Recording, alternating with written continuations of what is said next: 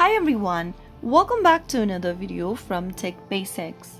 In this episode, we will be learning how to log into Zoom application. To log into Zoom online shopping application on your device, go ahead and first launch open the app from your app drawer. As soon as you launch open the app, you will come across the first interface.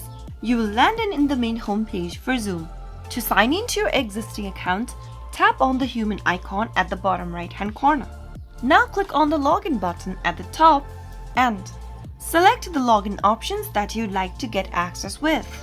Make sure to choose the same option that you chose while signing up for Zoom previously. Since I chose email option before, I'm gonna have to choose the same here. Once you select one of the options, you will need to type in the credentials that follows. When prompted, enter your email address and then your password in the correct tab. If you don't remember your password, click on Forgotten Your Password link beneath the login button and follow through the instructions. After typing in your credentials both, click Login and you will be able to log into your Zoom account using the Zoom app. So that is how easily it's done. If you found the video to be helpful, go ahead and give us a thumbs up. Don't forget to subscribe to our channel by hitting the subscribe button. Press the bell icon so that you'll never miss another upcoming upload from us.